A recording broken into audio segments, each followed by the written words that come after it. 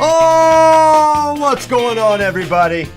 Welcome to episode 725 of FloWrestling Radio Live. I'm your host, Christian Piles, joined by a slew of guests today. James Dean Rader. He came back from Alabama this weekend. Kind of a wild weekend down there for you football fans. It was crazy, yeah. And speaking of football, we've got John Kozak, a Michigan man, sort of, a Michigan fan. Iowa man. Okay. We got Big Ten championship game, Iowa versus Michigan. That's going to be great. And then there's Shane Sparks, Mr. Wisconsin himself. What's going on, buddy? Good morning, gentlemen. Hope you all had a good Thanksgiving. Christian, real quick, where did you get the intro music? Where did that come from? I don't know. I think we found It's free. I remember I wanted to. I just searched. We have this I forget what it's even called now because we don't use it anymore. But basically, you can get this license-free music. LimeWire. Okay. Not LimeWire. And anyway, so I searched. I don't even know what the search term was, but I found it, and the rest is history. Probably everyone hates it, but I like it. Yeah, you hear that song, you know exactly what time it is. There you go. Yeah. Where you got that from, but I like it. Yeah. But, good morning to everybody. Good morning, and what a morning it is. I mean, somehow this guy, Nick Suriano, finds a way to be in the news cycle for I'll call it non-wrestling related, non-competition related information. And since 2017, we've been talking about this guy, I don't know how many shows, and it's only probably 1 out of every 8 shows it's about him actually wrestling a match. And the guy wrestles some, but he's done it again. Nicky Wolverine introducing. He made it official yesterday. We've been talking about where he's going to go for the last several months, and he put it out officially. He's going to be a Wolverine. And so He is the Wolverine. He is the Wolverine, right? He looks like he can play Wolverine on X-Men. And when you think about this decision and what it makes, I think across the board, this decision makes a lot of sense for all parties involved. For Nick, you find a place where there's some lineup synergy, I would say. Now, does he fit seamlessly there? He's going to knock out an NCAA qualifier at one of those weight classes, right? Jack Medley or Dylan Ragusan, if he goes 25 or 33, he's knocking someone quality to the bench for sure.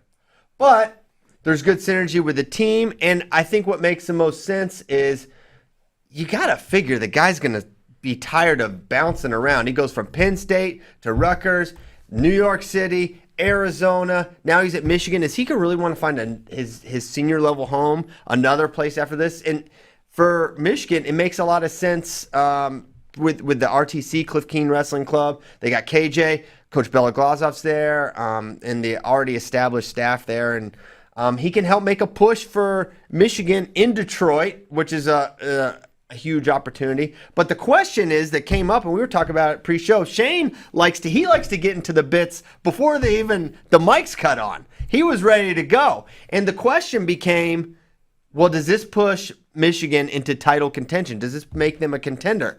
To which Shane Sparks says, Absolutely, it makes him a contender. And I will guarantee you this, if you talk to anybody at Penn State or Iowa, they'll tell you the same thing, at least on those coaching staffs, because as we know in this sport, and I can't reiterate this enough, and this is, again, I'm not saying that they're the heavy favorite. I'm not saying that. The question is simply, are they a contender? They have the talent when you look at that lineup to contend. Think about these things in Division I wrestling. Injuries. There's my first word, injuries. They happen. When you're looking to win a national title or a trophy, it doesn't take much to put you off course. One injury to somebody, all hell breaks loose. And not to mention this, guys, I hate to even say this out loud, but I'm going to. There's this thing out there called COVID that has also altered a few things. Mm-hmm. This Michigan team is very good. Suriano, I agree with everything you've said, Christian. He fits in perfectly. I will say this. Sean Bourmet is just a boss, too. Yeah. I mean, Sean Bourmet I just have so much respect for him, and I just think he does such a phenomenal job, and this is a Sean Bourmet move. Now, I know there have been some rumblings that he would end up at Michigan, but the second the rumblings began, in my own mind, I'm like, he'll end up at Michigan, because Sean just finds a way to gets things done. Yeah. I mean, in the Kevin Jackson move, that kind of, I mean, I didn't know anything about that. That was like, man, of course, that was another great movie. Just does little things, but of course they're a contender, no question. Yeah, and that was a brilliant move, bringing in KJ, someone who's had his hands on and coached, the best up-and-coming talent and all his experience that he brings on the freestyle side. And then to get Nick Suriano, and it sounded like Michigan sort of came into the picture later than the other schools did. Obviously, Penn State was in the mix, Iowa State, Ohio State, some other schools. And then really it seemed like later on Michigan came into focus and it became sort of a clear option. And I think the reason I think they're a contender, there's a variety of reasons. One, I think he's more of a contender at 25, or he makes Michigan more of a contender at 25 than 33, because the depth at 33 is freaky. I mean, if he goes 33, and listen, can he win 33? He has won it, and he can win it again. But when you think about what he would have to do to win it and the guys he's going to have to go through, he will have to go through, at minimum, 2 of these guys. He'll have to go through Dayton Fix, who just won a tournament he was in and then got silver at Worlds, who has beaten him in folk style and collegiate wrestling. He will have to beat Austin DeSanto, who he's 1-1 against. He could have to beat Roman Bravo Young, who's the returning national champion, who beat Dayton Fix, who you can already picture that match in your head. You already know how that one's going to go. Those guys are not going to be able to score on each other. Who's getting a takedown there? You got 2 of the quickest, most elusive 33s in the game.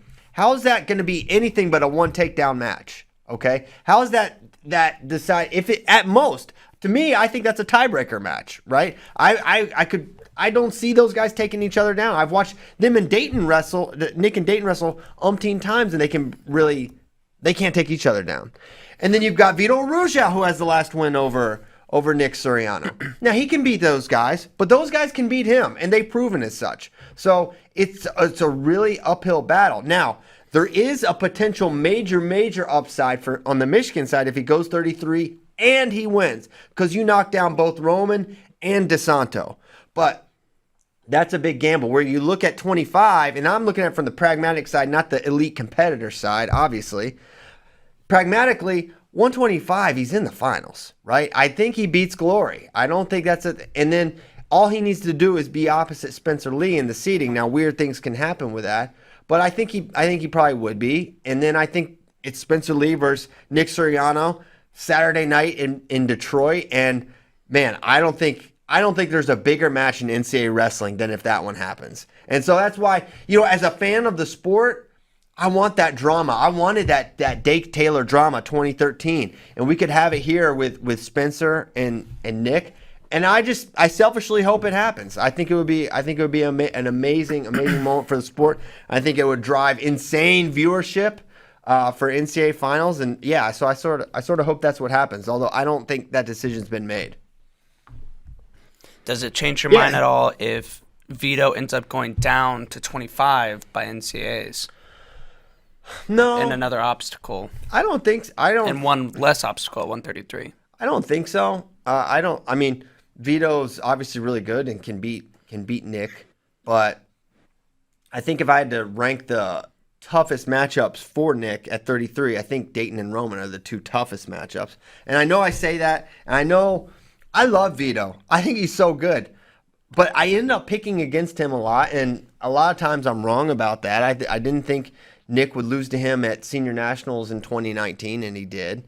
And I didn't think Vito was gonna make the Olympic Trials finals, and he did. Dayton. Took out Dayton Fix. So shame on me, continually. But I don't. That doesn't change things in my mind. I mean, it'll be a lot harder for him to make the finals, but he'll still probably only have to go through a combination of Glory or Vito. I don't think he'd have to go through both of them in all likelihood. But it's going to be, Shane, what's going to be interesting is this guy's second semester, limited matches. He's going to have to really have he's not going to be able to pick his spots and then just go to Big Tens and hope he's going to get a good seed. It's going to be tough for him. Had a really interesting conversation last week with John Smith. You guys have talked to him a bunch of times. I mean, that's a guy, when you talk to John Smith, you just get a lot smarter about wrestling when you hang up the phone. I love talking to him. And we were talking about freestyle, folk style. And Oh boy. when you come back to folk style after an extended period of time, focusing on freestyle, for example, like Dayton Fix, and it was my assumption, and I've never, full disclosure, no surprise here, I've never wrestled Division I. I've never wrestled high-level freestyle wrestling. So the perception in my mind was it's like riding a bike, right? Because you often hear this, wrestling is wrestling. And that is just, I mean, come on. That's just not true. It's not true. Yeah. Exactly. Why do people say that? True. I want to bury that. I want to bury that cliche. I'm with you. Let's do it today, November Okay. 30th, 2021. That is R.I.P. Wrestling is dead. It Rest doesn't in peace. exist. Rest in peace. So, because my perception was like, especially a guy like Dayton Fix, as good as he is or anybody else, it's like riding a bike. I mean, getting off from on bottom or riding a guy. I mean, how much different is it? And he goes, it doesn't work like that. There's a big, it's a big deal to come back. And he talked about the conditioning, how much, I mean, freestyle wrestling is not as tough as folk style from a conditioning standpoint. Right. And to get that feel back. So you bring up a really good point that I was thinking about when you were talking. I don't automatically assume either. Suriano's phenomenal, but I don't automatically assume, and I'm not saying you did, but that he's in the finals. I agree with you. Not as many landmines at 125 as 133. That's just the reality. But yeah, we'll see. I mean, it's just been so long, right? It's just been so long since is the last folk style match he wrestled, was that against Fix? Yeah. That was it. I mean, I was ancient history. That's a long time ago. That's a long time ago. Yeah. Yeah. And so how's he going to look? And it's interesting at 25 because we haven't seen Spencer yet. We haven't got our first glimpse of this healthier version of Spencer Lee, not that he's healthy, not that he's going to be 100,000%. Obviously, there's a reason he's not wrestling right now. But there's going to be mystery about Nick, how he's going to look at folk style, and there's going to be mystery about Spencer till we see him back on the mat. And we know, and the thing is with Spencer is we're not going to know until he has to wrestle someone so good to really pull it out of him probably before we're really going to know how healthy he is, because once he gets on top, I mean, I think legs and knees matter, but not as much as they do on your feet. So if he just gets on top quick, we're not going to have a full understanding of where he's at wrestling wise. So I'm curious, and maybe this is a segue here. When are we going to see Spencer? When are we going to see Iowa full strength? Because they had 5 starters out. We've had a Penn State team that's had some big holes in it. And that's another thing in this whole Michigan, Iowa, Penn State thing is we haven't seen any of these teams full go yet, right? And maybe we've seen Penn State's best lineup. I don't think we probably have, but we certainly haven't seen Iowa's best lineup. And until you see all those guys on the mat, there's a little bit of speculation. Where's Jacob Warner? What's going on with him? Where's Max Murin?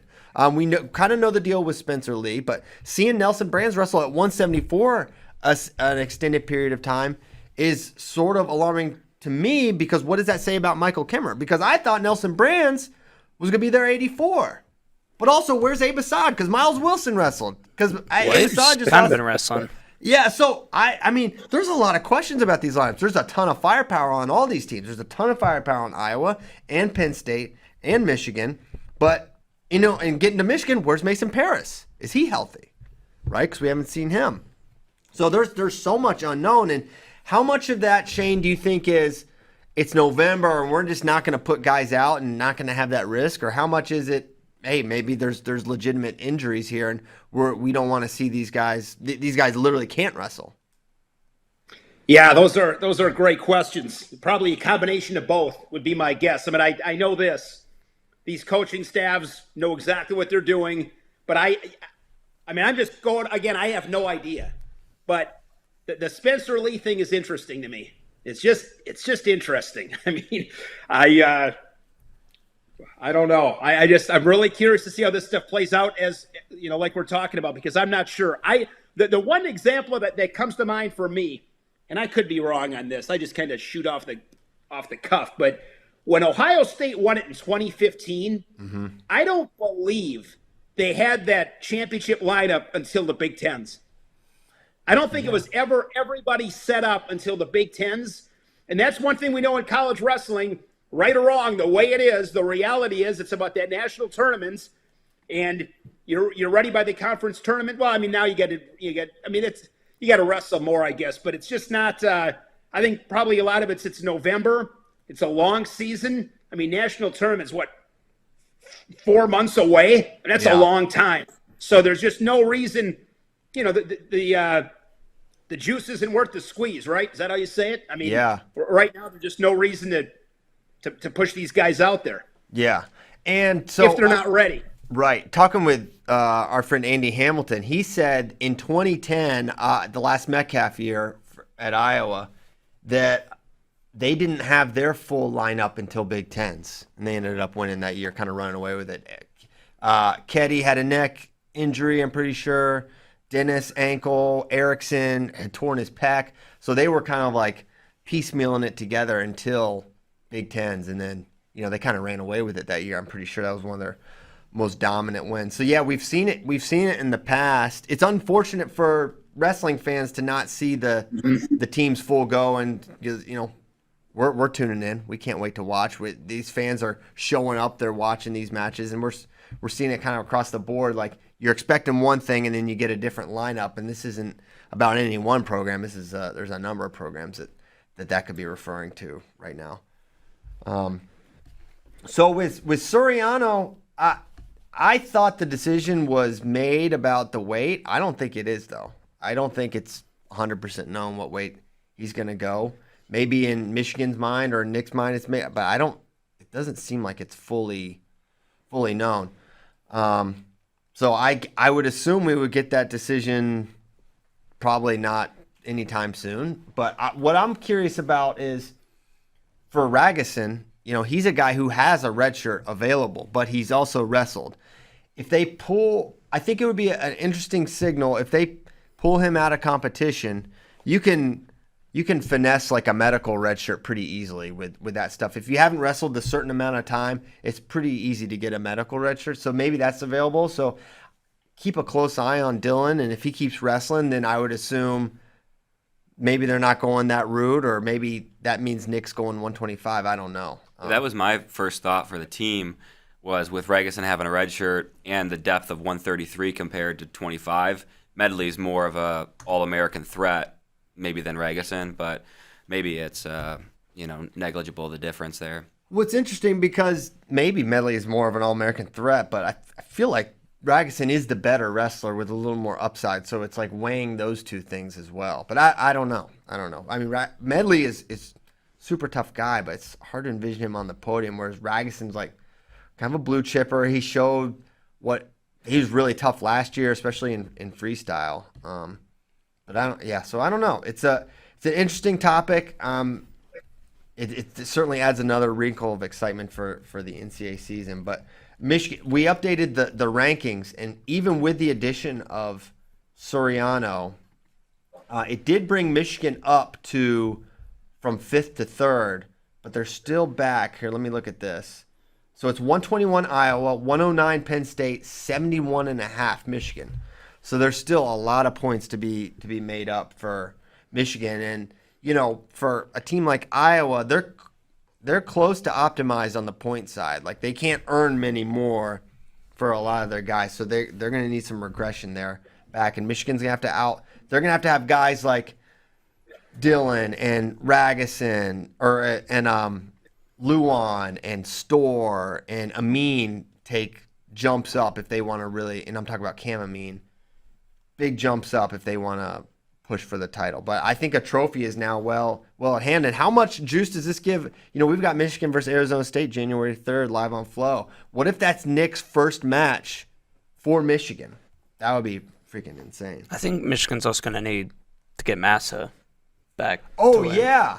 That's the other thing. They got to get Massa back. All signs were pointing towards no, but now maybe this is kind of like the straw that breaks the camel's back. They finally wear Massa down into coming back. I mean, they got Micic back. How can you got to get Massa back, right? You would think so. Yeah, because Massa, I think he recently had a baby. I mean, he's kind of probably turned the page quite a bit. That'd be my guess, but who knows? Maybe it's intriguing enough where he gets lured back in. Yeah. I mean, Iowa's still obviously the clear favorite, but this sport is too many crazy things happen. The best part about this sport is you got to go out and do it. Like, you got to go out and do it, period. So, yeah, you just have no idea. Interesting thing with Iowa, they were supposed to wrestle Oregon State on Sunday, and then poor Chris Pendleton and company, they could not get out of Corvallis. They could not get to Iowa City, and so they had to cancel. And Army was wrestling Iowa State the day before, and so they got on the phone, and Coach Kevin Ward stepped up and gave him the meeting. And otherwise, Iowa would not have had a duel. Or actually, it sounded like Cal Baptist would have. Cal Baptist, yeah, they would have done it too, which is pretty awesome. And so that was cool that we got to see a duel. Did you guys have any major takeaways from the Iowa Army duel? If you saw it, PJ Ogasanya looked good. Yeah. Besides that, not really. It's really just more the Iowa lineup continues to be a question. Yes. And a vocal talking point. Yes. I kind of went wild on Twitter about the neutral danger zone rule. I thought they really botched the call in the Ibarra-Chauvin match. I didn't understand. I mean, Ibarra looked like he was probably going to win the match. He was getting all the offense off primarily. But, man, it's just if you're both on your back, the count's supposed to stop. And I didn't think he held him for 3 seconds. And we're probably talking about a match that doesn't really matter. But, man, maybe I think it mattered. Yeah. So I thought it should have been called differently. But I think the coolest thing about that duel had nothing, from my perspective, it wasn't even about the wrestling. It was about Army coming to, wrestle Iowa in that duel. And now I think what's going to ultimately happen is I think Iowa's going to return the favor, go out to West Point. That'll be great for their program. Maybe they do something with Cal Baptist. I believe it was Sacred Heart that wrestled Penn State at Sacred Heart a few weeks ago. Yeah. I think that is so big for those programs when they get those powerhouses to come in. And I like to see that. I think it's really good for the sport. I think that's really important. So I thought that was great. Yeah, I feel like in the wrestling community, everyone was just like, dude, how cool is Army for stepping up and taking the match. So I think it was, even though you got to go and you got to take your medicine a little bit when you're wrestling Iowa. There's the other side to the coin, but I think it was a net gain for the Army wrestling program. For sure. I mean, those kids got to wrestle in Carver Hawkeye.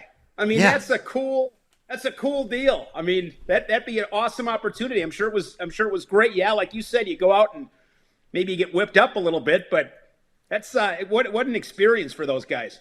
Taking a beating's not the worst thing. It happens. Right? What's the big deal? It happens. Yeah. Shane, what's next for you? What's the next match you're gonna get to commentate? Man, it's not for a month. Got a little time off here. I believe. I might. I'm not sure what the deal is on the Midlands. I'm not sure exactly how that's going to shake out yet. But other than that, it's early January. Right. January. It's in Iowa. It's a weekend in Iowa City. I don't even know who it is. Big Ten, couple Big Ten duels in Iowa. Okay, all right. So I'm just looking forward to sitting back this weekend, putting the computer on, and watching Vegas. Oh yeah, you should come. God, that'd be fun. That's a great event. That is a great event for sure. Yeah, have you seen? I did a video with Kozak yesterday about 149. Yanni, Sasso, Yaya Thomas, Jaden Abbas, Ridge Levitt. Yeah, Blockus and one Mitch Moore. I mean, that is a ridiculous weight class. Any weights you're more or less excited about? I mean, every one of those is stacked. 149 with Sasso and Yanni, that possibility, and I love Ridge Levitt. I mean, Ridge Levitt to me he's one of those guys that would give me nightmares if I was wrestling him the next day, because he can. I've always said with Ridge Levitt, hang a curveball and just watch him blast at 425 feet. You better not miss location on that guy. He's just so exciting. I love how he wrestles. He goes out and lets it fly. And I mean, the possibility of Sasso Yanni, how can that not be the headliner? Yeah, for sure. And I'm excited to watch Yanni first tournament up at 149. He's wrestled at 143 internationally. He's won his 2 titles at 141. I feel like his style translates fine up a weight class. I don't think it's going to be a thing at all. I think he'd be plenty big for it. I thought he looked plenty big against Jaden Abbas. So yeah, I'm always excited to watch Yanni and Vito back in the mix. Yeah. It's going to be a... Yep. Has there ever been a wrestler? I mean, you guys have been around this a long time. I was thinking about this the other day. With like Yanni on social media, has there ever been a guy? I'm sure there has, guys that are close, but what an awesome guy he is. I mean, he to me is everything that is right with college athletics. Yeah. He's fantastic. Either him or AJ Ferrari, the two just classiest social media followers. I would say Yanni. Yes, I mean there's not many close, and Yanni is like, it's not just a social media persona. He's just like that. He's just a really cool, good dude, very personable guy. Yeah, he's awesome. What did you make of? Did you watch him versus Abbas at Stanford? I did not. Well, he gave a little. I guess I haven't been on the show since this happened, but he gave a little, like a kind of a crying. I heard gesture. about that. Yeah, I was sort of surprised by that. I don't know, but there must have been some chirping or something going on for that to happen. And probably not something you see from him a lot, but probably with the situation, a lot of emotions there. I mean, it's understandable why it could happen, but yeah, definitely outside of his. You don't see that much from him, but hey, to me that actually like focused it more for me. It's like, okay, of course it happened because, well, look at the situation here. You've got a guy who came here, Cole recruits you, you're going to win a national title here. We're going to make this push for a team title, and then boom, Max Dean transfers and you're on the next train out and you go to Stanford and you're a college wrestler. And how much of it do you blame Rob for, and how much do you just use that as fuel for your fire? I don't know, but man, I don't blame it if it's not all love between he and Rob right now. And I think probably deep down they're still both. I think there's a lot of respect there. Oh, sure. But if wrestling was like college football, we'd be talking about Tom Brands, Cale Sanderson, and Tom Ryan go to different schools this morning. Oh my gosh, yeah, all these and that's the thing. It's like, yeah, we could get on the whole college football and the coach. People get really mad. I'm dying that Lincoln Riley left. That just cracks me up that he's going to USC. It's like, oh, we're going to SEC. Perfect. I'm out. Let me go to Cali.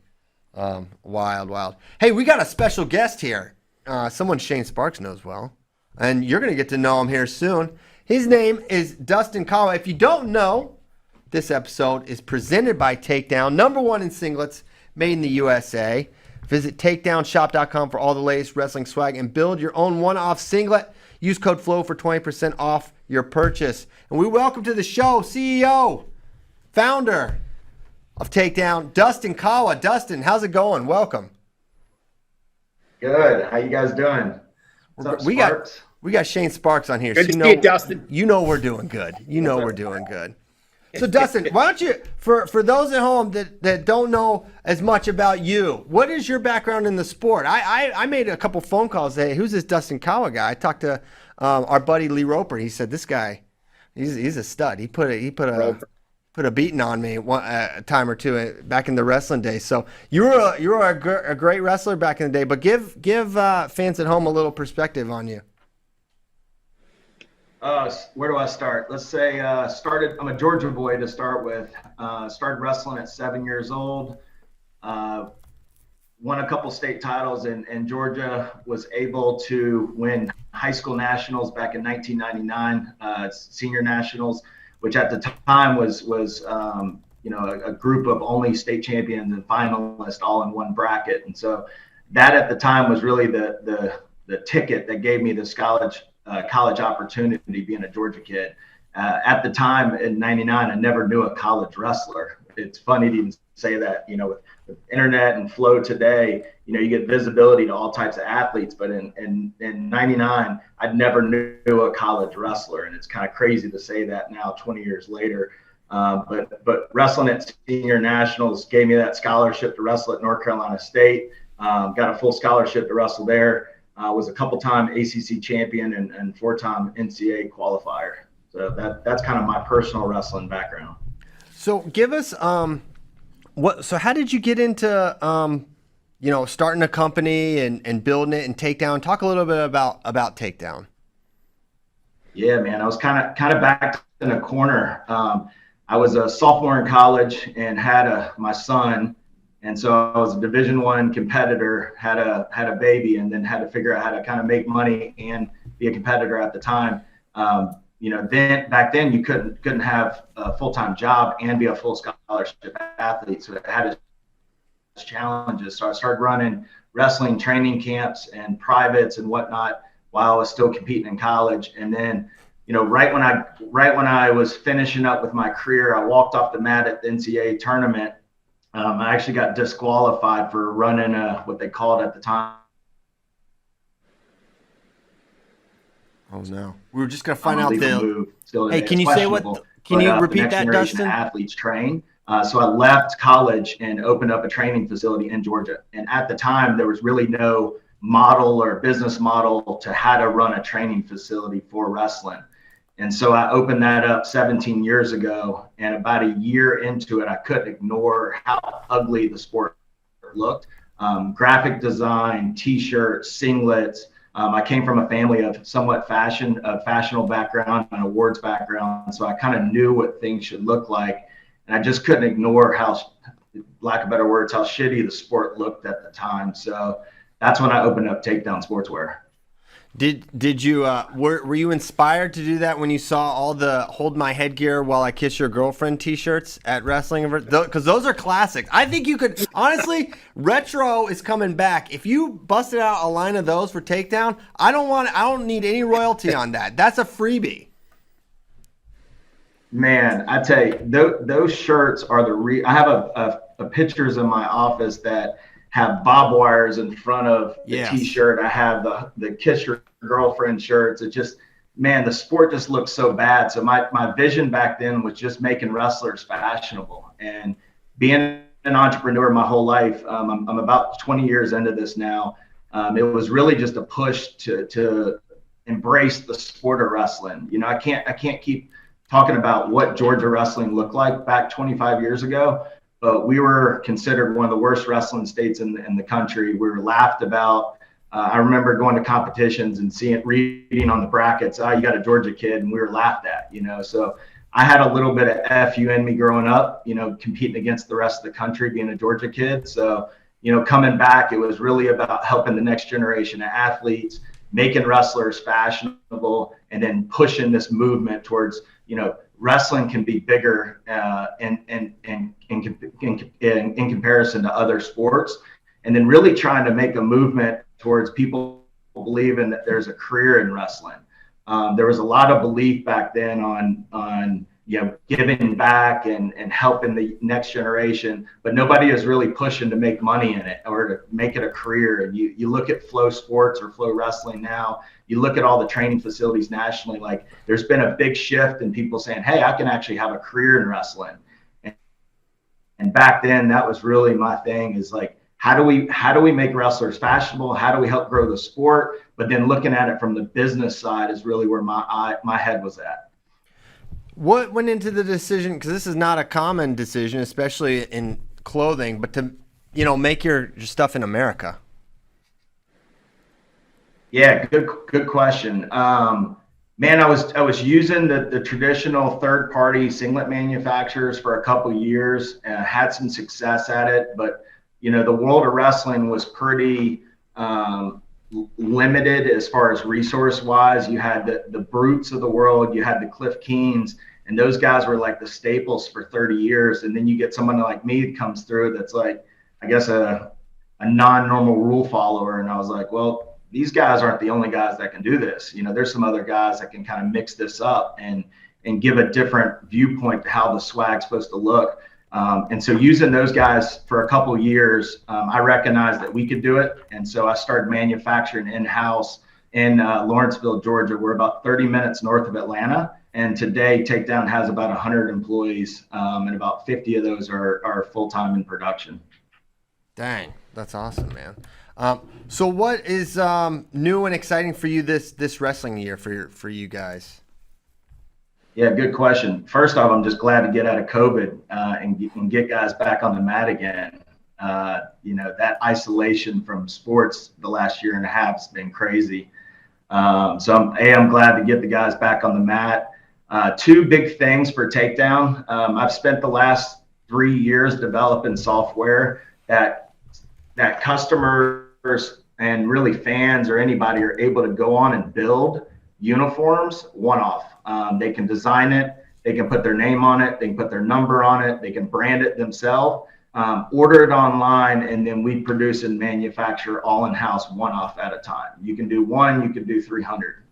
That's been a big shift for us. It's really from the customers over the last 2 decades begging for the ability to brand themselves and to order one-off. So it took a couple years to develop the technology, and we launched it about 6 months ago, and it's been crazy successful.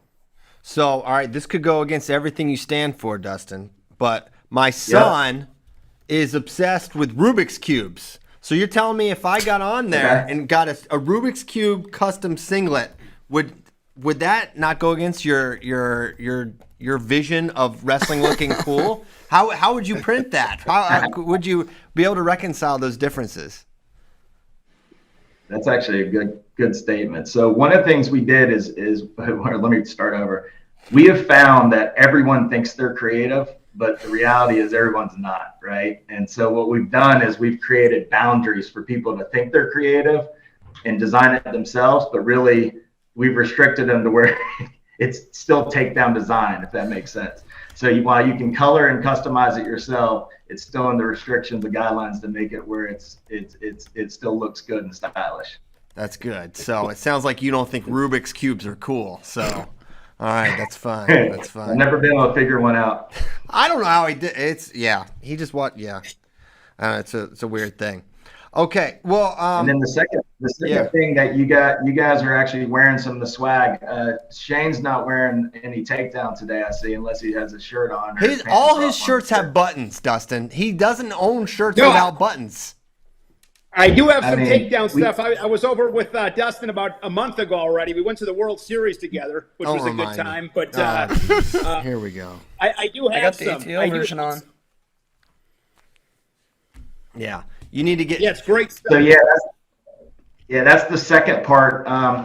2 years ago, I hired a world-class team of designers. We really took the feedback from customers, experience, being from athletes and everyone of what swag should feel like, look like, function like. So I went out and hired a world-class team of designers from Spanx, Louis Vuitton, Tommy Hilfiger, DKNY, and engineered the new Takedown, which the guys are wearing today.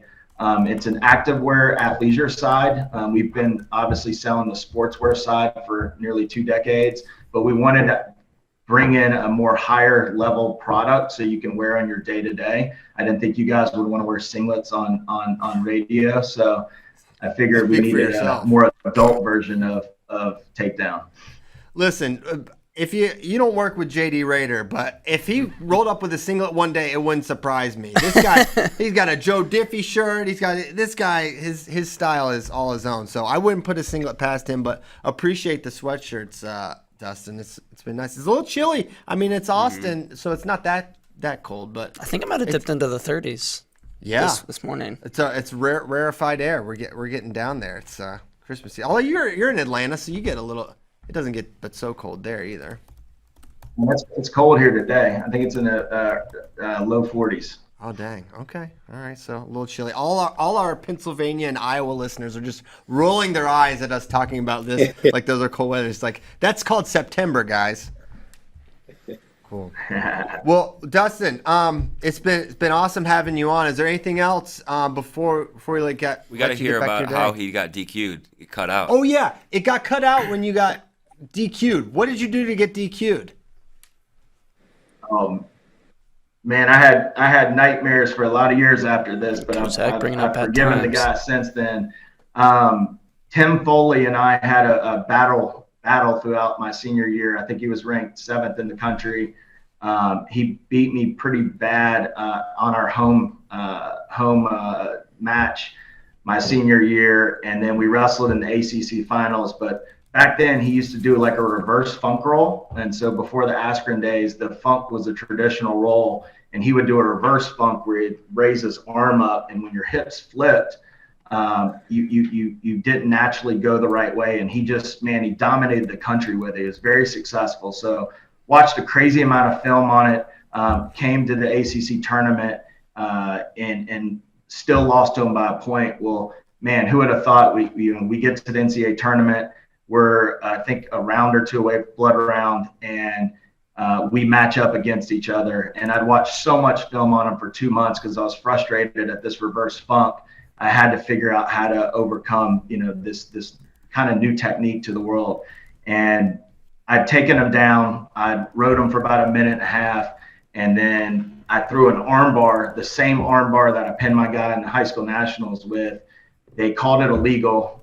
He went out on the side of the mat, and I'm bouncing around thinking we're still going to continue the match, and his coach wouldn't let him come back on the mat. And so from that point forward, I got DQ'd and was never able to compete again. Oh, dang. That's a go. What a downer.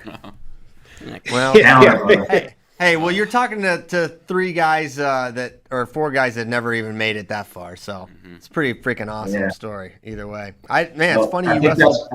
I think that's why, when God takes things away from you like that, why I spent the next 15 years training that next generation of athletes in Georgia, and I put all that fire into those guys. And so, sometimes things get taken from you, but you can bounce back. Where Georgia's at now. Yeah, I mean, it's amazing to see where Georgia has become, and it's just like it just comes down to coaching and having the infrastructure there, and what you've done, compound with Lee at the time, and then Fretwell, and I know there's other clubs, I just don't know them as intimately, and that's really all it takes. The athletes are everywhere to be had. So thanks for raising the bar at Georgia, and thanks for raising the bar for fashion for wrestlers too, Dustin. Appreciate you. Thanks, Dustin. Well, thanks for coming on. See you later, Dustin. We'll catch you next time, Dustin. Have a good day. Thank you, guys. Appreciate it. Yep. See you, brother. Okay. Next up, that was Dustin Kawa of Takedown Sportswear. I'm getting a little toasty now. It's a little more. We like to cut off the AC in here because it's loud and it gets a little cold. But now I'm wishing it was cranking a little bit. But it kind of messed up the mics. I'm gonna get tough today, Shane. I'm gonna wear a sweatshirt and be mildly warm. So let's talk adversity. Shane's probably it's good to have a good little lather. Yeah, there you go. Okay, so where do we want to go to next? We got a lot of different options. I kind of just want to find something to yell at Shane about right now because I follow this guy on Twitter and he gets me all fired up. And we were talking. There was a freestyle folk style fight that you were starting the other day. I don't know if you want to get into that, Shane. We can go anywhere. I could talk about this every week, so I don't want to bore people with the details. I mean, it's just I appreciate both styles of wrestling, but it makes me laugh when I hear about how exciting freestyle wrestling is. It's like freestyle is just so exciting all the time. I don't get it. I don't get it. Like freestyle is one, it's always so exciting, and number 2, the rules are so simple. Like freestyle rules are so much easier to understand than folk style. I do not understand it. I don't think anybody says that. I don't think so many freestyle matches. I think that's a straw man on the rules. I think the rules may be better than folk styles. I don't think anyone thinks, they're so simple.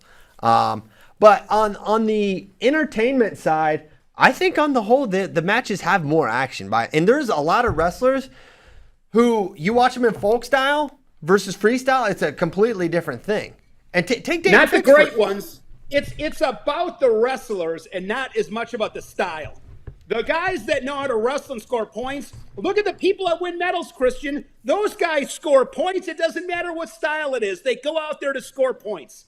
It's more about the wrestlers than it is about the style. I'm not saying the style has nothing to do with it, but guys that want to score points, like before we said wrestling's wrestling, that's not true. But this one, wrestlers wrestle in both styles, that's accurate. David Taylor doesn't seem to have a hard time scoring points in either style. I mean, he doesn't seem to have a problem. Kyle Dake doesn't seem to have look a whole lot different. These guys, Jordan Burroughs scores points. These guys are great wrestlers that have an attitude of going out there imposing their will on their opponent and scoring points. And everybody talks about it. I mean, how many times have we heard this in an interview? Oh, I got to get to my offense. Well, then get to it. Let it fly and create some movement and score some points. And again, I like freestyle wrestling, but it cracks me up that, a leg lace and a gut wrench is like, God, is that the coolest thing I've ever seen in my life? I mean, I think, Shane, I'd like to hear your opinion on this. I love both styles, but what I find about watching folk style is I feel it's more predictable as you get into a match. You're like, oh, okay, he got the first takedown, and now he's trying to work towards riding time. He needs to get the other guy needs to get an escape so that when they go into the second period, he's not down by 2 instead of down by 1. I just feel like folk style is a little bit more predictable. And you see the same set of scores, and you go, okay, this guy got a takedown, this guy escaped in the second period, and then this guy got another takedown. Whereas in freestyle, it's like, oh, you can get a single leg into a lace, and all of a sudden he can get 4 or 6 points, and he's right that's back what's in the great match. about freestyle. No doubt about it. I mean, that is awesome with freestyle. When it's 7-0 in folk style, I mean, from that standpoint, then it's strategy. How do I find a way to get 8s? If I'm that guy that's down by 7, can I win? I'm trying to think what match it was we did. I think it was Brayton Lee and Wyatt Sheets a couple weeks ago, where Brayton Lee's dominating the match, but Sheets scored like a takedown in the final 30 seconds, I believe it was. He didn't get majored. That's the kind of stuff I look for there. But you're right. One thing I love about freestyle is when it's 7-0 in folk style, the match is probably over. I mean, the question is, will there be bonus points? In freestyle, when you're up 7-0, you are not safe. And that is something I love about freestyle wrestling. No question. I love that about freestyle wrestling. And I think it may have been a cell phone accidentally there, Shane, because in freestyle, you have the ability to generate points at a higher clip, right? Whereas that is just not really often an option in folk style. It's a lot harder to string those points together, just because inherently it's just easier to score in freestyle, and I think it makes for more entertaining wrestling. Now, the 10-0 when your guy gets a takedown to a lace, that's not the best match for sure, but I think that the element of unpredictability is what makes it really, really exciting to watch. That's a great aspect. But I mean, I've seen plenty of these nobody does anything first periods. They happen plenty. I mean, it's not like a bunch of guys are scoring a ton of points, and I love the action on their feet. And this is just an opinion, and this is where it's going to be really tough to ever get me to go over to the other side. I love mat wrestling. Yeah, I love mat wrestling. So if you love mat wrestling, folk style is that's probably what you're going to like. I love mat wrestling. And the other thing I like too is, I know we talk about push-outs and stuff like that. I love edge wrestling, and I know it gets a little dicey with the rules. I like watching guys navigate that edge. I just like it. That's why I think the edge wrestling is better in freestyle, personally, because I think you see more risks taken and guys working harder to stay inside, whereas you guys can just go out of bounds, and they'll even eat a warning. It's kind of no penalty, and maybe they don't even get one, and they'll just call action. But you know what you don't get in freestyle wrestling? Have you guys watched? I'm saying you guys need to watch Tanner Cook right now. Tanner Cook for South Dakota State is as crazy a wrestler that's high level that I've seen in a while. This guy wrestled Andrew Sparks Sunday. And I'll just give you a narrative on how this match materialized. Andrew Sparks is really good. We all know this guy's. Okay. Andrew Sparks comes out. Cook is just hanging that leg. He's just like Darian Caldwell, just like baiting it. Sparks takes the bait. He goes Gator Bacon. Okay, he loses it. Goes right to a mixer. 4-0, Tanner Cook. Guy gets away. Sparks gets away. 4-1. Sparks back in on the leg. Gator Bacon, terrible. He's just laying on his back in the Gator Bacon. But he somehow ends up with a seatbelt and comes out on top. It's 6-1 Tanner Cook. Then this lunatic gets taken down and double leg power half twice. He's down 11-6 after getting up 6-1. Gets up, period change. Guy shoots again, Andrew Sparks, and he hits a Gator Bacon and pins this guy. You don't see that in free. He would have been teched in freestyle in like 22 seconds. But instead, This guy, I mean, he is nuts. Tanner Cook is nuts. I'm voting him the most nuts wrestler in NCAA. You need to watch this guy. He's really, really fun. Shane, you're going to love this guy if you haven't got to watch him yet.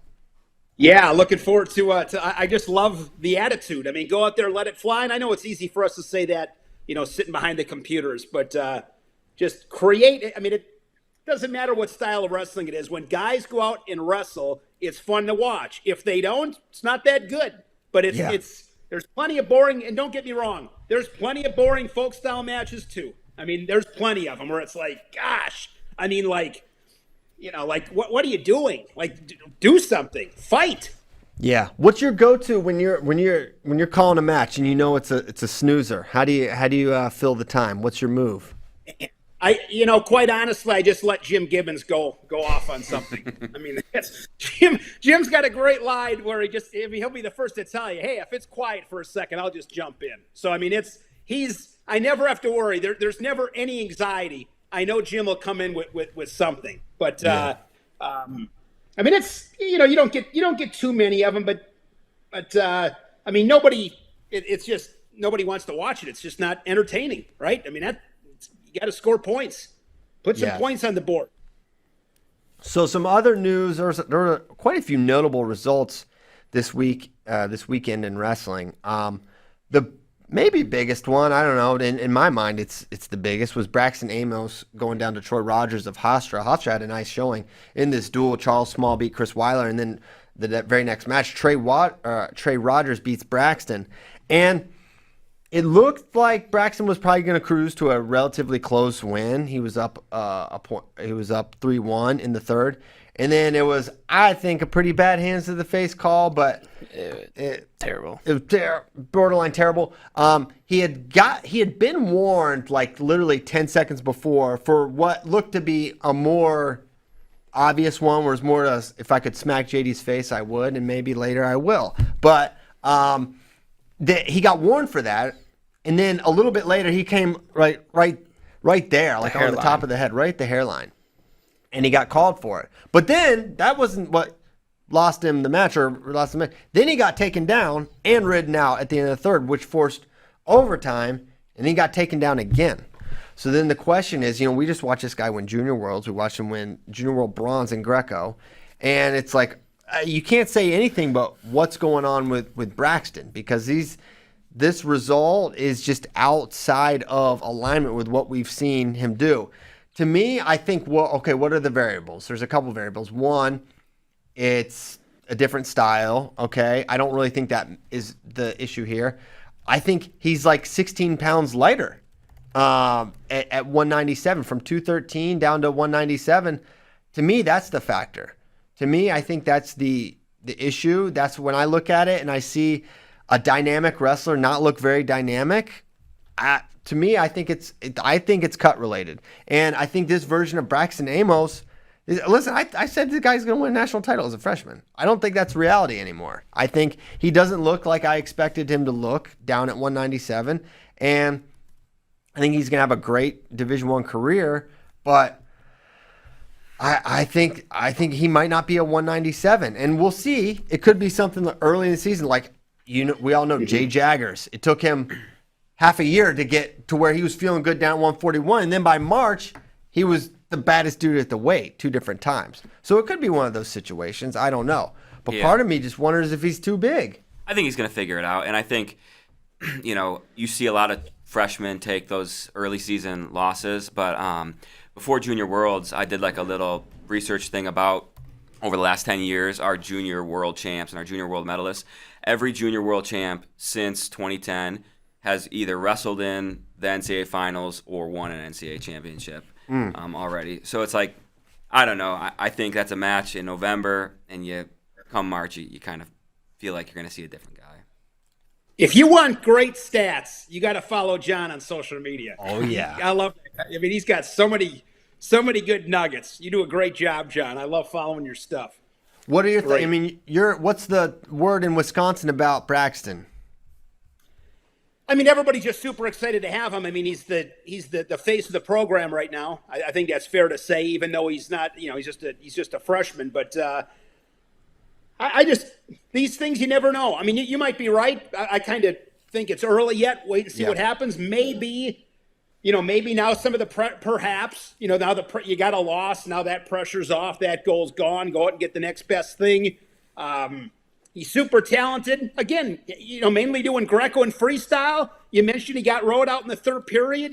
Having a work from getting out on bottom. This is a different ball game. I think as much as anything, what I've come to realize in the last 10 years is how tough it is to win matches at this level. I mean, everything's got to go right. I mean, maybe I'm just making this stuff up, okay? But maybe with his girlfriend the night before. Like, I have no idea. Maybe he didn't sleep well. I mean, it can be one of a million things. It just makes me appreciate how tough it is to win. But I definitely would say this, Christian. If you made the prediction that he was gonna win the title this year, don't jump off now. Don't jump off. You got to hang with this one. Well, too late. You already jumped off. Now you got to stay on that track. I'm jumping. Yeah, I'll give you the guy that I jumped off on last year. Take my advice on this. Last year, first match on the Big Ten Network. It's early January. It's Minnesota at Nebraska, and I said to Jim before, because I don't really make big predictions during the broadcast, but I said to Jim before we went on, I go, I think the guy this year, if I could pick one guy this year that makes the biggest jump, that has that when it's all said and done, like, wow, what a season. I said it was going to be Patrick McKee. Well, first match out there, Liam Cronin goes out there and basically takes it to him. The rest of the season, McKee is like, you don't know what. I had no idea it was going to happen. And he takes third at the tournament. And I so much wanted to be like, I told he was going to, but I couldn't do it because I knew I kind of jumped off. Now, with that being said, I will say this. Same scenario. We're at Nebraska a couple weeks ago, and I tell Jim, I'll tell you my guy that's going to have a big year, Peyton Robb. And that one, I'm not jumping off on. Because you got to remember, he was third in the Big Tens as a freshman at 157. I mean, the guy is really freaking good. So I'm not jumping off of that one, but I wouldn't don't jump off of Amos yet. Too early. Listen, it's like riding the Bitcoin train. Yeah, I'm blinded by my bias here with Braxton, and so it can cloud my judgment maybe a little bit. But with Peyton Robb, I don't know if we've had a show since we talked about it after he beat O'Connor. That was alarming. But man, this guy was up 5-2 on David Carr in the third period. Me and Brandon talked about it. I mean, that is so. I mean, he lost. Yeah, I mean, Carr showed why he's a champion, right? He got the escape takedown and then takedown sudden victory. That's the real deal. But being up like that, it's not like those. You see a lot of hype and hope attached to a 3-2 loss, where a guy loses by a point, but was he really close? Yeah, maybe he got to a leg or one thing. That's not this. Up 5-2 late and requiring David Carr to get an escape takedown and takedown sudden victory is a different sort of thing. And when you combine that with he's back down at 157, where I guess he probably would have been better off last year. And I think he would have been had it not been the free year. Yeah. And then you factor in that he already beat Austin O'Connor, who looked great this weekend. I mean, he looked fine. So, I mean, you can't say he's anything but a title contender in a really deep way. And I can't wait to watch him this weekend. Ryan Deacon's going to be there. Quincy Monday. Brayton Lee. Will Lewan. Yeah. And I'm telling you, Quincy Monday, I think he looks phenomenal too. And he's going to be tough for me to pick against. I think he's going to be a tough guy to take down. He's got the takedowns. I think he's looked really good. I have no idea how this. I think Quincy could win it. I think Ryan Deacon could win it. I think Peyton Robb could win it this weekend. And I'm just talking about Vegas. I'm not even talking about NCAAs. There's a lot of really, really good guys. I'll put my finger on a particular guy on Thursday's show. I'm not ready to choose just yet. But, man, Peyton Robb for sure. But a lot of people. That weight class is great. Here's the thing, though. There was a lot of chirping about Peyton Robb. He's always been. No, he's not. He's always been good. He's never, ever been considered a title contender. So don't act like this is new. Him being good is not new. Him being a title contender is absolutely new at every point in his career, right? So let's call it what it is. And let's give credit to incredible improvement, okay? It's not that we ever said, oh, he'll never be good. It's just that, well, we hadn't seen that yet. And now we're seeing it. And He's absolutely the real deal, and he's a ton of fun to watch. Yeah, and I didn't pick him to win the title. I still, 157 is just so darn good. And Carr, you said it before, Carr finds ways to win. That was because Rob, what impressed me with Rob is I believe he took O'Connor and Carr down a couple times. Yes. A couple takedowns in both those matches. Mm-hmm. 2 takedowns of both of them. Man, for Carr to win that match, that's a great effort by Rob. But I would say this: that's a match he's got to win, right? That's a match he's got to win. You got Carr. You're up by 3 in the third. That's when you got to find a way to win. Yeah, and you know what? It may have come down to some mat returns. You ride them a little bit longer. It could have been the difference, right? I just love that stuff. I know people, the riding time. I just love the strategy, the restarts, and this is any style, but the battles within the battle. 13 seconds left on a restart. I love that situation. It's like, man, can you get away? Or if you're on top, can you find a way to return a guy a couple times, finish that period on top, build the riding time? The analogy that I always give, I guess it makes the most sense to me. Those kind of situations are 3rd and 1 in a football game. 3rd and 1, that's how you win NFL football games. Move the sticks, 3rd and 1, keep the offense on the field. You got to get 1 yard, and it's not easy. It's not easy. I don't want to sit here and be like, just return them a couple times. It's difficult. It's such an attitude. You got to have great technique. But that to me is, hey, you're going to get a first down, 13 seconds left off a restart. Got to return them twice. You're going to get a first down, finish on top, or you're going to let them outwill you, basically. Yeah. So I love those situations. I love it too. At the Wyoming Cowboy Open, Joe Greenwood took out Mikhail McGee and Julian Klebov, which is a huge, huge result for him. This is 1 week after he got pinned by a guy from Minot State at the Eunice Hospitality Open. Some people are saying that the Eunice Hospitality Open is the toughest college open. They might in be. Kearney, Nebraska. It could be the toughest tournament in Kearney, Nebraska. But it's definitely a step up for Joe Greenwood. And, man, what can you say about Coach Branch other than he just develops guys. Just over time, those guys just get better and better at Wyoming. And so I'm excited to see him. And that's a little bit of that's if you're Arizona State, man, you're looking for Mikhail McGee to win that match. And, the McGee-Klebov, that's a real competition there. I don't think McGee is going to lose his spot by any stretch, but I think Klebov is doing everything he can to try to put himself in position to start there. So that was a notable result. And another thing on the Arizona State lineup front, Kyle Valencia beats number 10 Hayden Hastings at the Wyoming Cowboy Open. And what does that mean for – he's still in red shirt, right? So now he's obviously your best option at that weight. But do you pull the trigger and bring him out? That's my question. Yeah, I think you do. I think Arizona State's going to be pushing for a trophy. No doubt. And, put your best lineup out there. Try and win a trophy. Nowadays, I used to be more, redshirted guy, let him develop. But I think in this day and age, if you got a guy and he's your best guy and he is ready, let him run. Yeah, that match against Hastings, too, was like a really impressive match for a freshman to win. And kind of speaking to the points that Shane was talking about earlier, he was able to defend a takedown really late in the second period, and then he scored late in the third with a minute or 45 seconds left to kind of go up ahead. And so for me, that's a win for a freshman that really says a lot about the development of where Kyle's at. Yeah, I think one thing to consider with the true freshman debate is, you want them ready not for November, you want them ready for March. And the arc of a true freshman from November to March, they're going to be a different guy. So you've got Kyle in November is beating a number 10 guy.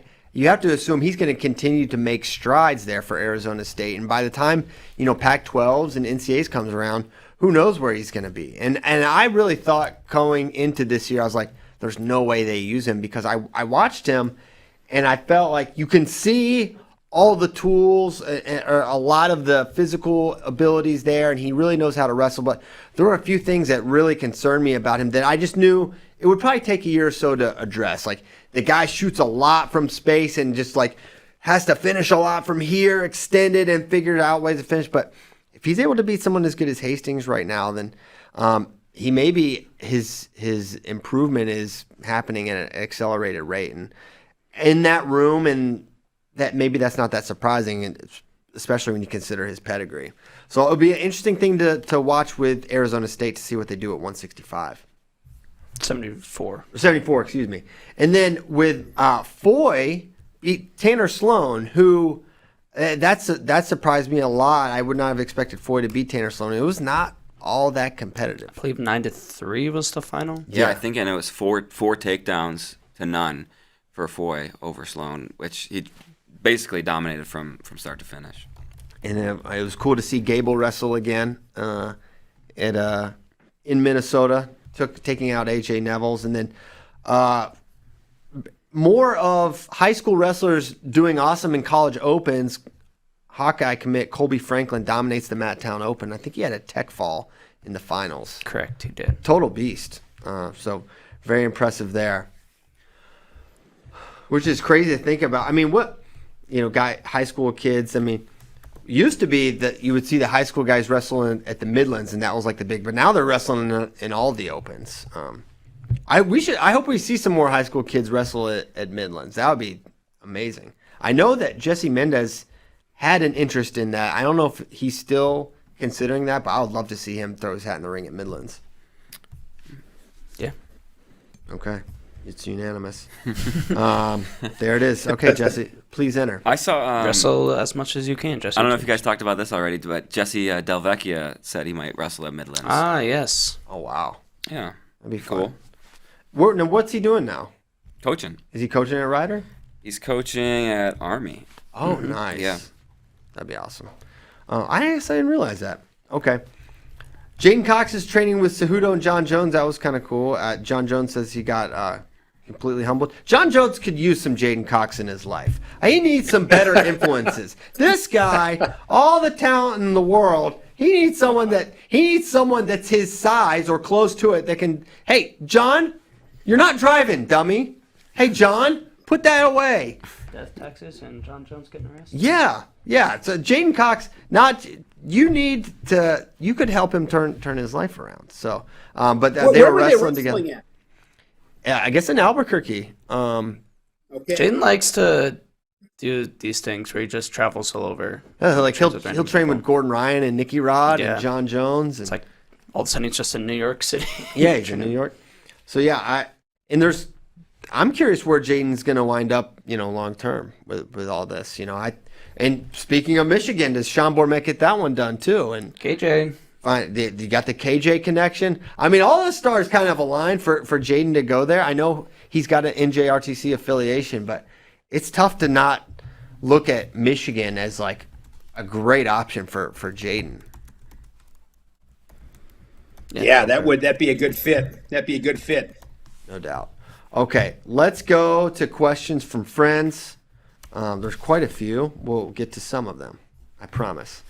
And this is something that gets more and more momentum, and for whatever reason, last week became a topic of conversation. But Mark Vettel wants to know, what's the argument for making wrestling a one-semester sport? And I suppose the argument is shorten the season. The season's too long. November, December, January, February, March. 5 months is too long to be wrestling. That's part of the argument. I think academically, we could take it from a former NC2A athlete, JD Rader. I think it's really tough to navigate 2 different semesters. Maybe you could speak to that a little, JD. And a lot of times there's issues with eligibility, like taking a certain number of credits, or if your GPA wasn't high enough one semester, you have to sit out a semester. So the push is okay, you can focus, kind of make sure your grades are in line one semester so that you'll be eligible for the entire season, so to say, if it was second semester. Yeah. So I think it would be, to me, the argument is let's get our NCAA tournament away from freaking March Madness as far as we can. Let's not have that overlap anymore. Let's have it in April, right? Kind of on an island. I think that would be great. Now, my argument against it is I worry the impact on freestyle. If we're finishing NCAAs at the end of April, what does that mean for the Open? What does that mean for trials? What does that mean for Final X, et cetera? Because the bottom line is the NCAA is our USA Wrestling feeder program for our guys, and not always a feeder program. It's got the guys: Yanni, Gable, Mason, Dayton, on and on. So with that considered, I would be reluctant to move it that close to the Open and other tournaments. And I think now on the other hand, I think USA could figure it out, because I think you could conceivably back up Open, trials, Final X, compress that slightly and get them away from each other. But because if Worlds are going to be in, I think they're going to keep Worlds in September moving forward, right, John? Is that the plan? I'm not sure. I was just getting ready to look that up. I think the UWW wisely wants to keep the World Championships on at a set period of time and not have it October, August, September. I think they want to have it in September. So if it's in September, you could have your Final X in July and have a reasonable amount of time. Now, here's me saying what, the best way to optimize athletes, but I think that's reasonable, right? We did it. Sure, we had a fine showing in Oslo, and there was only like 18 days between our trials and the World Championship. So I think it can be done. Yeah, next 2 years, our third week of September. And then they did release World Team Trials qualifying procedures. Team USA just did, and they're accepting the top 3 at NCAAs this year rather than just champs. So I think you could do something like that too, where you let more All-Americans in, so you kind of guarantee those top-level college guys competing in freestyle. Because it was just champs prior, right? Mm-hmm. So now top 3 get in. So that's that's another way for USA to sort of work around it. Is like, well, if we have more guys in, then they don't have to necessarily qualify via the Open, which would be right after NCAAs. So Christian, does anybody argue the other side? I mean, it just seems like anytime this comes up, it's, at least what I read or hear, it's one semester with a variety of reasons, some of which you mentioned. Do you know of any coaches that are like strongly against it? I literally haven't heard one. I haven't heard one. I haven't either. Yeah, I don't know what the case would be. I mean, one of the things you could say to refute it is, like, a lot of people attribute the lack of seeing starters right now to the length of the season. But I actually don't think it solves that problem at all. I think you shorten it down to January, February, March, April, you're still going to see guys sitting out a lot of duels. I just think that's wrestling now.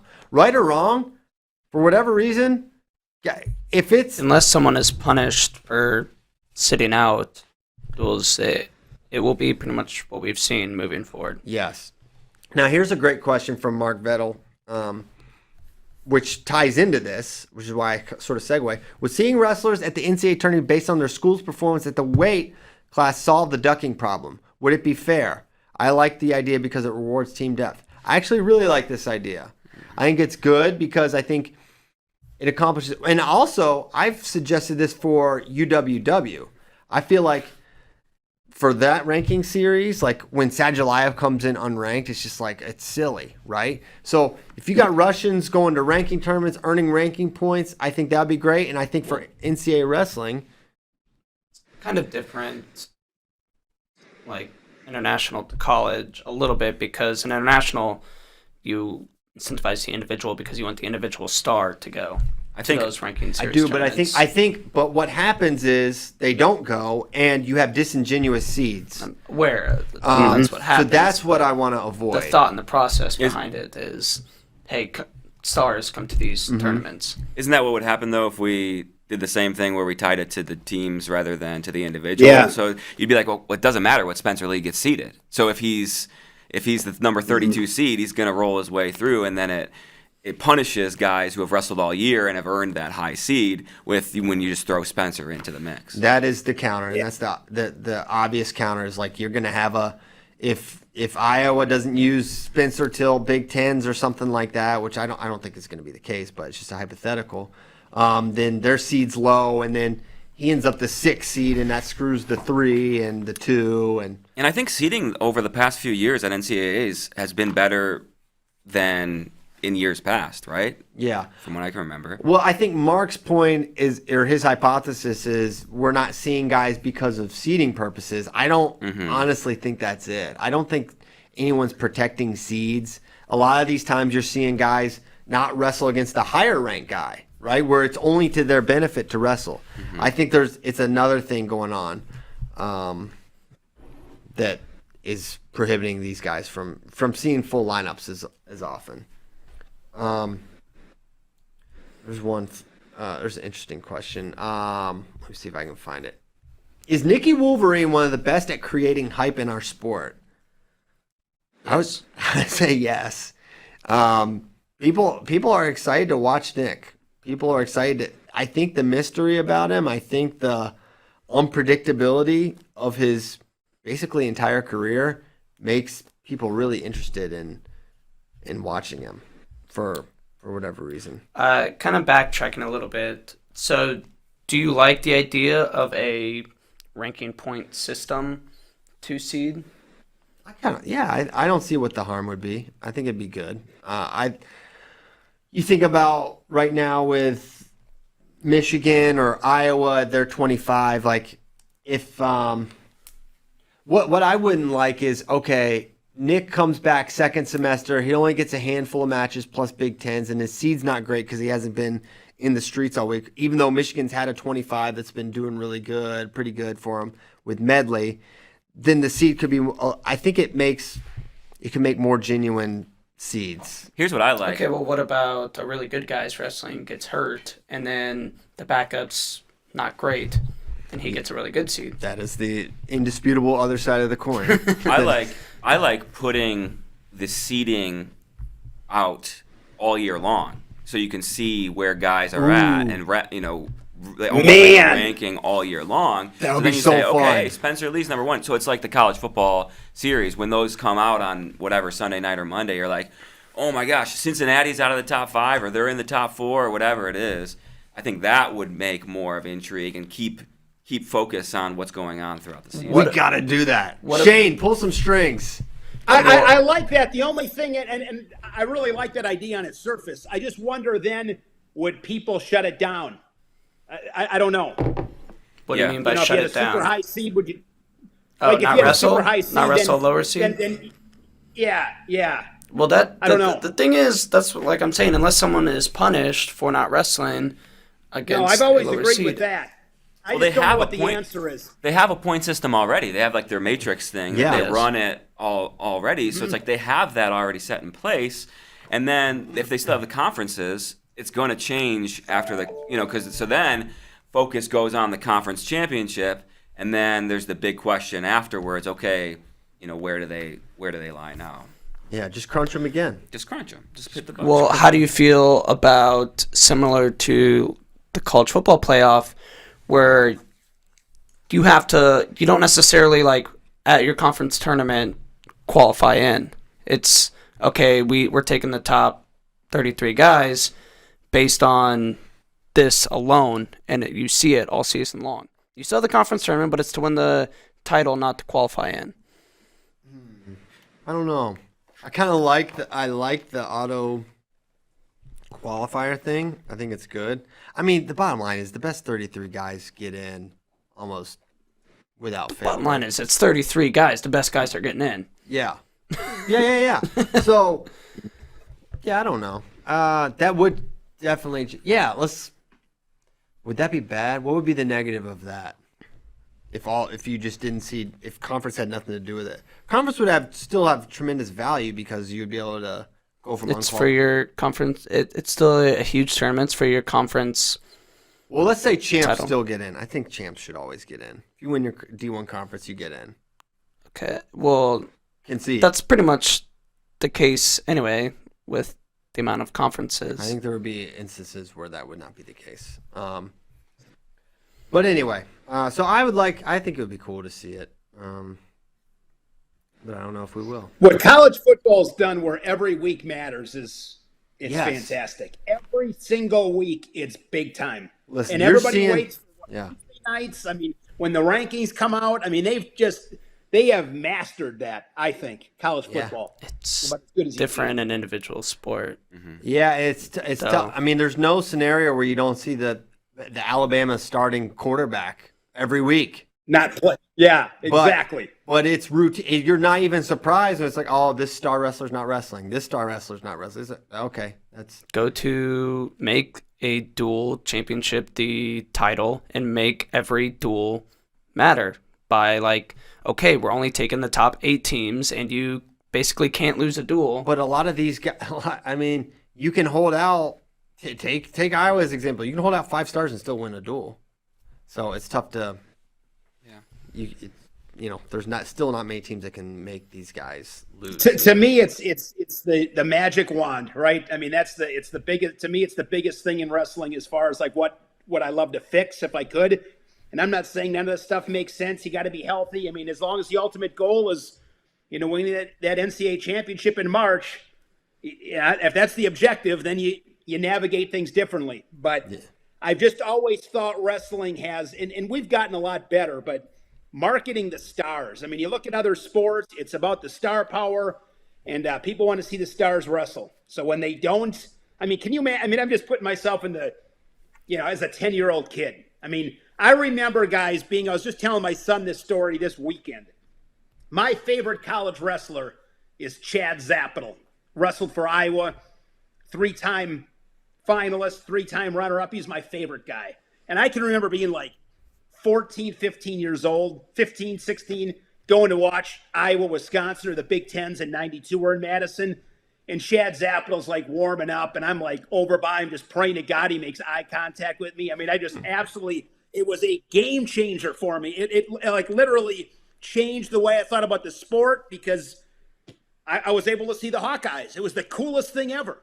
And of course, Tom and Terry, the Steiners, Chelsvig, Ryan, those teams were so good. Yeah. But can you imagine, like, and I know, that you don't owe the fans anything. I mean, you can argue both sides of these things, but being a little kid going to Carver Hawkeye and Spencer Lee doesn't wrestle, like, that's a bummer. Yeah. That's a UNC. Yeah. And no question about it. And I'm not saying he should have. I mean, if he's injured and can't go. At the end of the day, a coach's job is to win in March, and an individual's job is to win in March. Yeah. Yeah. We had an interesting Spencer question here. It's if he continues to wrestle limited matches and finishes the season with 10 to 15 total, does that eliminate him from Hodge contention, or does the fact that he'll be winning his 4th title keep him in it? It keeps him in because I assume he'll tech or pin pretty much everybody he wrestles, which will keep him in because not that many other people are going to do it, but it definitely hurts him. Gable's wrestling. Of course it hurts him. It hurts him. He wrestles 15 matches and Gable Stevenson wrestles 25. It's over. I mean, if all things play out the way we expect, I wouldn't say it's over because Gable's probably going to get held to a major, a handful of times, and if Spencer techs or pins. This is the other elephant in the room, and I love Spencer Lee. He's one of the all-time greats. But this gets back to the Spain and I are going back on the pound for pound. Who's the pound for pound best college wrestler right now? It's Gable Stevenson. I mean, Luke Serber held him to a major decision. Blows my mind. Let's not talk like Anthony Cassiope held him to a major decision. What? I'm not following. I'm saying it's not just like the top 5 guys that are like holding him to majors. He's saying he had a major against Luke Serber of Oklahoma State. Oh, okay. I mean, that one, guys, and I'm not going to speculate on this, but I think that was my opinion there, as he probably has a lot of respect for John Smith and just, man, you didn't watch. If you would have told Gable Stevenson you got to score 20 points in that dual meet, I think he would have done it. I mean, look at that weight class at heavyweight. Yeah, and that's part of the. Well, the thing is, he won the Hodge outright last year, and they sort of made some changes so that it was a co-Hodge. And I 100%, for whatever it's worth, disagreed with that as well too. Like if Yeah. you're going to have a vote, then you have a vote, and however it shakes out, whether people agree with it or not, if that's part of the criteria, you can't change the rules once the game starts, right? I mean, I didn't agree with that either. I mean, So- and I just, yeah. Here's the thing that's going to be interesting this year is with the Hodge situation last year, everyone sort of had a limited number, and it was really tough for you to get out in front and get those gaudy numbers, right? Whereas with everyone having basically a full season, you're going to have some champs that maybe have some really ridiculous bonus numbers. Now, are they going to be Spencer or Gable level? That remains to be seen. But with I don't think we'll see Gable do the full Minnesota schedule either. That would sort of surprise No, me. I don't think so. Will he compete this weekend? Yeah, will he wrestle at Vegas? I don't believe so. I hope he does. I don't know, but I don't expect him to. But I don't know. Yeah, it's exactly same here. So I think they're both going to kind of negate each other in that way. I think when you look at the criteria, there's quality of competition. That would be Edge Gable. Career accomplishments. That's going to be Edge Spencer. So those are going to be a wash, right? So then you're going to have to be looking at bonus. You're going to have to be looking at a number of different things. And now it's like, can anyone else enter the conversation?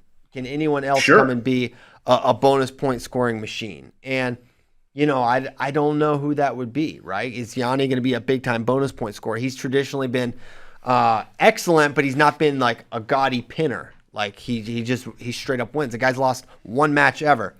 So I don't know. I think if he only has 10 matches, 15 matches, it's going to hurt. It's going to hurt. And Big you know, time. Kyle Snyder never won a Hodge. He's an Olympic champion, right? So there's a, You know, that's where I think 33 and 41. 33, if I didn't, I mean, 33 and 41, the door is open.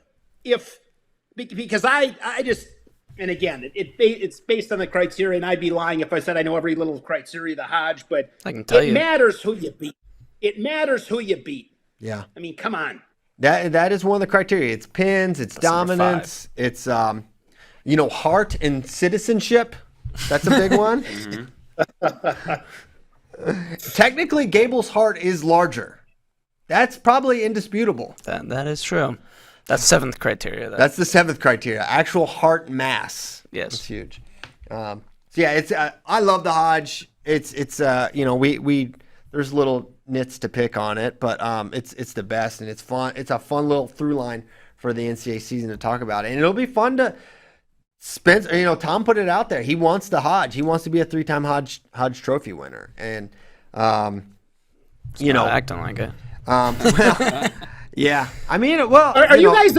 It's still November. that to me, that's Tom and Terry's call, though. If he's not wrestling, that's their decision and prerogative, right? You know what part of the Hodge I'm not a It'll big be fan interesting. of as far as criteria is the career, like. Yeah. This year shouldn't matter. I'm just not a big like if it's an award for the year. I'm not a big like forget last. I don't care what about last year. This is I'm this fine year. with it as a like tiebreaker. Sure. Yeah, I'm if you with wanna make with it number Shane. 7 or 8. I think it should fine, be criteria 5, though. I think quality of competition should definitely be ahead of it, Heck yeah. but it's not. Quality of competition Yes. should be like a top 3 criteria because you're Yes. going to be more dominant or less dominant based on your quality of competition. And if you're dominating high quality competition, that is like, you know, the ultimate tribute. It yeah. matters. I mean, and it is what it is. It's nobody's fault. Like so and so can't help who they wrestle. I get all that. But when it comes to this, when it comes to the Dan Hodge Trophy, quality of competition, in my opinion, should be huge. Like that's big. I think it plays a semi-significant role. Like it seems like it's taken into account pretty much every year. Yeah. Yeah. So, what's fun to talk about? It's 9:46, so we got to get the heck out of here. I'm already 1 minute late for a meeting that they conveniently scheduled for 9:45.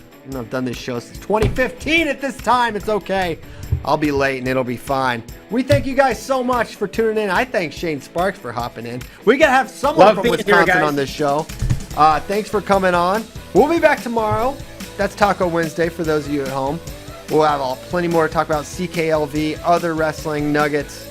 It's a great time to be a wrestling fan. Thank you so much. Shout out to Takedown. Use code FLOW for 20% off. Use code FLOW, FLO. Forget the W. There's no W in this code. If you want the deal, it's just FLO. There it is. Thanks to Dustin Kawa for hopping on. See you tomorrow. Thank you. Goodbye.